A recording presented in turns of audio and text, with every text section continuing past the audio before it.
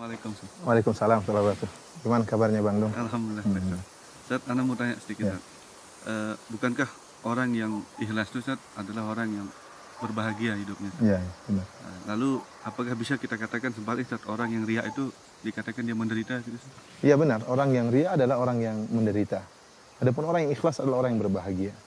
Kenapa? Karena orang yang ikhlas, perhatian dia adalah bagaimana penilaian Allah terhadap dia.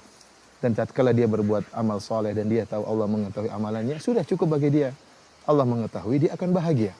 Berbeda dengan orang yang ria, dia sibuk dengan memperhatikan komentar orang lain. Oleh karena di antara definisi ikhlas yang disebutkan oleh para ulama adalah nisyanu ru'yatil khalq bidawamin nazar ilal khaliq. Yaitu seorang melupakan pandangan manusia, melupakan komentar manusia. Kenapa? Karena dia senantiasa sibuk ingin mengetahui bagaimana komentar Allah tentang dirinya. Dan tatkala dia sudah tahu bahwasanya Allah mengetahui dia beramal soleh, maka dia akan bahagia. Dia tidak pedulikan dengan komentar orang lain. Orang yang ria, dia sibuk. Kenapa? Tiap hari bagaimana komentar orang, bagaimana pujian orang, bagaimana celaan orang. Dia senantiasa mengikuti ya komentar-komentar orang lain. Orang seperti ini akan senantiasa gelisah dan tidak bahagia. Penderitaan itu seperti apa, Ustaz? Artinya penderitaan di dunia bagaimana dan di akhirat nanti bagaimana? Iya, benar. Orang yang ria, dia akan menderita di dunia sebelum menderita di akhirat. Adapun menderita di dunia, sebagaimana dijelaskan oleh sebagian ulama, orang yang ria akan menderita sebelum dia beramal soleh, kemudian dia menderita tatkala sedang beramal soleh, dan dia menderita pula tatkala sedang dan setelah selesai beramal soleh. Sebelum beramal soleh dia akan sibuk bagaimana mempersiapkan amalan dia agar dilihat oleh banyak orang. Ya. Dia mempersiapkan. Jika dia seorang dai, maka dia sibuk bagaimana bisa menyampaikan dengan baik, bagaimana sound systemnya bisa dengan baik, bagaimana bisa menghadirkan banyak orang. Ya, dia sibuk. Orang yang bersedekah pun demikian. Dia ingin atur bagaimana agar tatkala dia bersedekah diketahui oleh banyak orang. Sehingga sebelum dia beramal soleh sudah gelisah. Kemudian tatkala dia sedang beramal soleh pun dia gelisah. Dia lihat apakah orang-orang sedang hadir memperhatikan dia. Seorang dai yang ria, dia lihat apakah yang hadir banyak atau tidak. Kalau ternyata yang hadir cuma sedikit, maka dia gelisah. Kenapa? Pujiannya apa yang diharapkan dari sedikit orang ini. Tetapi tatkala yang hadir banyak, maka dia bahagia. Sehingga dia pun gelisah seperti ini. Orang yang sedang umroh kemudian ingin ria, maka dia sibuk tatkala sedang melaksanakan umroh, ingin difoto di sini, ingin foto di sana, ingin berpose di hadapan Ka'bah, ingin berpose tatkala sedang sa'i di Safa dan Marwah. Ya, demikian juga orang sedang berhajian, sedang ingin berpose di padang Arafah, sedang bergaya berdoa di foto. Dia sibuk tatkala sedang beramal soleh dan dia gelisah. Allah berikan dia kegelisahan. Terlebih lagi tatkala selesai dia beramal soleh. Kenapa? Dia menantikan pujian orang. Kapan dia dipuji? Dia sudah berusaha dan dia sudah berkorban. Yang berdakwah dia sudah sibuk menyiapkan materi, dia sudah berceramah dengan letihnya, dia sudah berjalan ke tempat yang jauh, yang dermawan, dia sudah mengorbankan uangnya, sudah menyumbangkan uangnya. Sekarang tinggal tunggu tujuan dia itu kapan dia dipuji. Jika tidak ada yang muji dia, maka dia sangat menderita. Kenapa tujuan dia tidak tercapai? Kemudian jika ada yang muji dia pun belum tentu dia bahagia. Kenapa? Terkadang seorang muji dia tidak sesuai dengan harapan dia. Ya, tatkala dia beri sumbangan kepada seorang yang miskin. Orang yang miskin ini tidak pandai memuji. Dia mengatakan, "Terima kasih, Pak." Bagi dia pujian terima kasih ini kurang. Seharusnya orang miskin tadi mengatakan, "Terima kasih, Pak. Sungguhnya ini adalah bantuan yang paling besar. Kalau tidak ada bantuan ini saya akan meninggal dunia, Pak." Dia ingin seperti itu, dipuji diangkat setinggi langit. Tapi ternyata orang yang dibantu tidak pandai memuji, maka dia pun gelisah. Dia sedih ternyata pujiannya seperti itu. Ya, oleh karenanya sebagian ulama menyebutkan kisah tentang seorang yang sedang sholat. Ya, seorang sedang sholat, kemudian tatkala dia sedang sholat, ada dua orang di sampingnya sedang ngobrol-ngobrol. Kemudian yang satu mengatakan kepada yang lain, "Lihatlah orang yang sedang sholat itu, orang ini rajin sholat." Rupanya orang yang sedang sholat ini, dia juga sedang berpuasa dan dia mendengar pujian mereka. Tatkala dia tahu pujiannya masih kurang, ada dia sedang berpuasa, mereka tidak tahu, maka dia pun mengatakan membatalkan sholat. Dia mengatakan, "Saya juga sedang berpuasa." Agar mereka tahu bahwasanya dia bukan cuma sedang sholat, tapi dia juga sedang berpuasa. Kenapa? Dia tidak puas dengan pujian yang tidak sesuai dengan dia harapkan. Oleh karenanya orang seperti ini gelisah. Kemudian tatkala dia dipuji pun sesuai dengan yang dia harapkan, dia akan gelisah lagi. Kenapa? Dia berharap pujian tersebut berkesinambungan. Dan kita tahu namanya orang tidak mungkin muji terus-menerus. Terkadang dia muji, terkadang dia kurang pujiannya, terkadang dia mencela, maka dia pun senantiasa dihinggapi dengan kegelisahan. Dan Bang Dung yang paling menderita, orang yang menderita, tatkala muncul seorang yang menyaingi dia. Namanya orang yang ria, dia ingin dinomorsatukan. Seorang yang penyumbang, donatur, Tatkala ada orang yang menyaingi dia ternyata juga memberi sumbangan sebagaimana sumbangan dia atau lebih daripada sumbangan dia, maka dia merasa direndahkan. Tatkala itu dia sangat gelisah dan muncullah hasad dari dirinya, muncullah dengki dari dirinya. Tatkala dia melihat orang tersebut yang lebih hebat daripada dia dalam sumbangan, maka dia ingin orang tersebut segera celaka, orang tersebut segera miskin. Ini penderitaan yang luar biasa yang dihadapi, yang dirasakan oleh seorang yang riya. Demikian juga seorang dai. Seorang dai yang ternyata tujuan dia bukan ilallah, bukan kepada Allah, tapi dia menyuruh manusia untuk berdakwah kepada dia.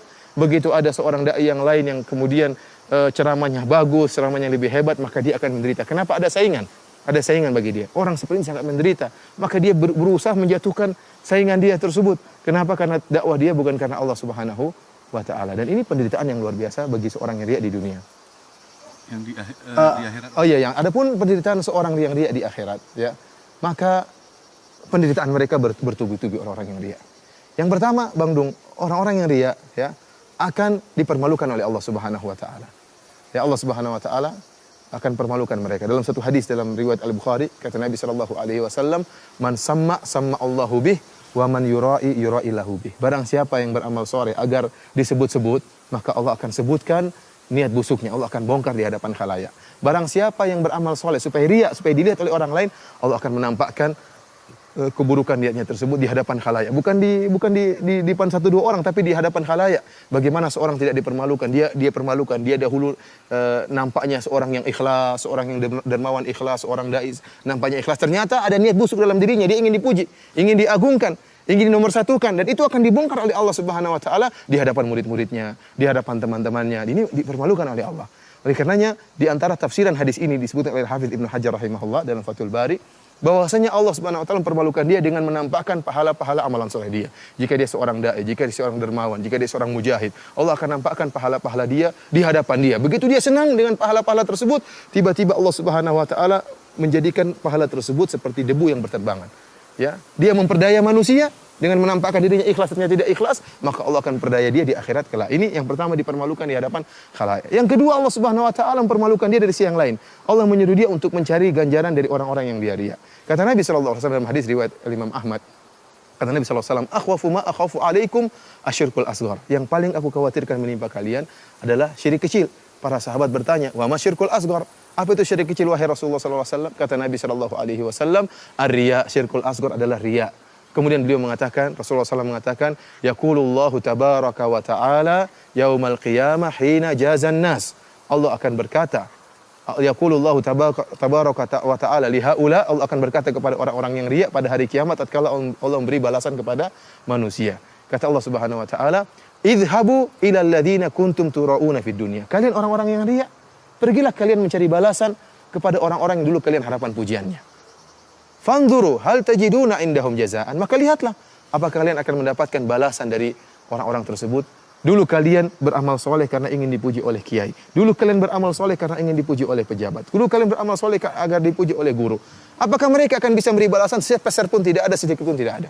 Karena pada hari kiamat jaza balasan hanya dari Allah Subhanahu wa taala. Ini pun bentuk dipermalukan, ya. Allah mengatakan, kalian dulu mencari muka sama orang tersebut, cari muka sama orang tersebut. Bayangkan bagaimana kalau kita mencari muka kepada orang yang buruk, orang yang ternyata masuk dalam neraka jahanam. Kita dipermalukan, kata Allah, cari itu. Itu kalian dulu mencari muka kepada orang tersebut, tuh orang tersebut ternyata dalam neraka jahanam. Ini suatu perkara yang sangat memalukan bagi orang-orang yang riya. Kemudian penderitaan orang yang riya di akhirat pula, mereka adalah orang yang pertama kali diazab oleh Allah Subhanahu wa taala. Dalam satu hadis Nabi sallallahu alaihi wasallam menyebutkan, awwalu ma yuqda yaumal qiyamah. Orang yang pertama kali disidang oleh Allah Subhanahu wa taala adalah 3 orang. 3 orang yang melakukan amal-amal soleh yang sangat luar biasa. Yang pertama adalah rajulun ustusyhid, seorang yang mati syahid. Ya, maka Allah fa'utiya bihi, Allah datangkan orang yang mati syahid ini. Kemudian Allah fa'arrafahu ni'amahu fa'arafaha. Allah ingatkan nikmat-nikmat yang Allah berikan kepada orang ini dan dia ingat nikmat-nikmat tersebut. Ya, Allah jadikan dia seorang pemberani, Allah jadikan dia seorang yang pandai menggunakan senjata. Ya, maka Allah bertanya, "Wa ma amilta fiha?" Apa yang kau lakukan dengan nikmat-nikmat tersebut? Kata dia, "Qataltu fika hatta stusyhid." Ya Allah, aku berperang ya karena engkau sampai aku meninggal dunia. Kata Allah Subhanahu wa taala, "Kadzabta, engkau dusta. Walakin qatalta liyuqal annaka jari." Tetapi kau berperang supaya dikatakan kau seorang pemberani, wa qad qil, dan telah dikatakan. Lihatlah Bang Dung bagaimana seorang yang riya, dia rela mengorbankan bahkan nyawanya. Ini saya sangat takjub dengan hadis ini. Ini orang dia berjihad. Buat apa? Supaya dipuji. Liyura makanahu, agar orang ketahui kehebatannya, orang mengetahui kepandaian dia memainkan senjata. Dia rela mengorbankan yang paling berharga dalam dirinya itu nyawanya. Demi untuk apa? Demi untuk dipuji. Kemudian dia dipujinya bukan sekarang setelah meninggal dunia baru dipuji. Apa yang dia dapatkan dari pujian tersebut sudah meninggal dunia. Namun bagi dia tidak jadi masalah dipuji tatkala masih hidup atau setelah meninggal dunia, yang penting dia dipuji. Oleh karena Syekhul Islam Ibnu Taimiyah rahimahullah menamakan penyakit seperti ini penyakit riya syahwatun khafiyah. Syahwat, orang ingin pujian itu syahwat. Sebagaimana orang yang lapar punya syahwat terhadap makanan.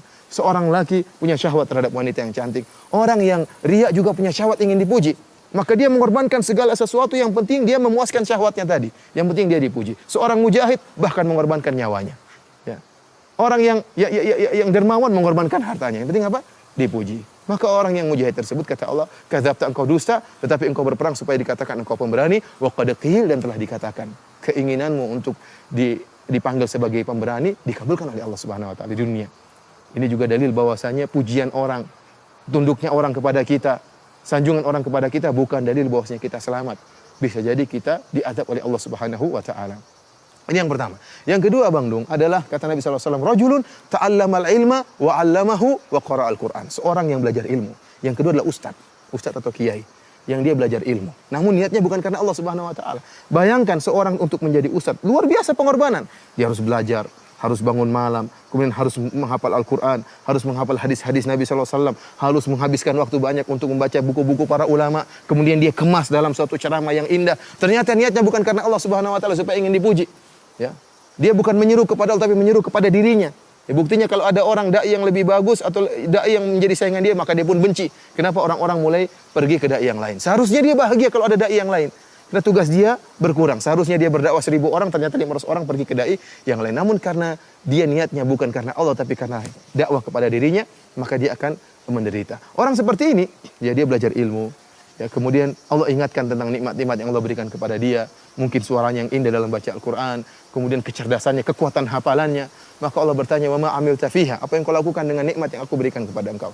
Kata dia, ta'allamtul ilma wa qara'tu fikal Qur'an. Aku belajar ilmu ya Allah, dan aku baca Al-Quran karena engkau ya Allah. Kata Allah, kadzabta, engkau dusta, tetapi engkau mengajarkan Al-Quran liqal annaka qari, supaya dikatakan engkau adalah ahli baca Quran, wa qad qil, dan telah dikatakan. Tsumma umira bihi fasuhiba ala wajhi hatta ulqiya finnar. Maka Allah merintahkan para malaikat untuk menggeret orang ini di atas wajahnya, kemudian dilemparkan dalam neraka jahanam. Ini yang kedua. Yang ketiga, Bang Dung, yang disiksa pertama kali pada hari kiamat adalah seorang yang dermawan. Kita tahu dermawan adalah ibadah yang sangat mulia, membantu orang lain. Maka rajulun, kata Nabi SAW, rajulun atahullahu min asnafil mali kullihi. Seorang yang Allah berikan segala bentuk jenis harta pada dia. Sawah ladang dia punya, tanah banyak dia punya, rumah mewah dia punya, istana dia punya, mobil mewah dia punya. Allah bertanya, wa ma'amilta fiha? Apa yang kau lakukan dengan nikmat-nikmat tersebut? Kata dia, ma min sabilin tuhibbu an yunfaqa fiha illa anfaqtu fiha. Ya Allah, tidak ada satu jalan kebaikan yang kau suka aku berinfak di jalan tersebut, kecuali aku akan infakkan. Artinya apa, Bang Dung? Ada anak yatim yang minta, saya bantu. Ada orang ingin bangun pondok, saya bantu. Ada orang ingin bangun masjid, saya bantu. Ya Allah, orang ingin dakwah, saya bantu. Semua jalan kebaikan saya bantu. Karena engkau ya Allah. Kata Allah, kadzabta, engkau dusta, tetapi engkau melakukannya liuqal annaka jawad, tetapi engkau melakukannya supaya dikatakan engkau dermawan, wa qad qil, dan telah dikatakan. Niatmu untuk dikatakan sebagai dermawan dikabulkan oleh Allah. Kau dapat bagian di dunia, tapi di akhirat tidak dapat apa-apa. Maka Allah merintahkan malaikat untuk melemparkan orang ini dalam neraka jahanam. Oleh karenanya, Bang Dung, orang yang riya, dia adalah orang yang mencelakakan dirinya sendiri. Dia menderita di dunia, terlebih-lebih lagi menderita di akhirat. Tidak ada jalan keluar dari hal ini kecuali seorang melatih dirinya untuk ikhlas kepada Allah Subhanahu wa taala, menjadikan pahala atau amalan dia semata-mata hanya karena Allah Subhanahu wa taala. Jazakallahu khairan, karena sudah paham apa yang antum sampaikan. Ya, semoga Allah Subhanahu wa taala menjauhkan kita dari penyakit riya dan menjadikan kita orang-orang yang ikhlas. Assalamualaikum warahmatullahi wabarakatuh.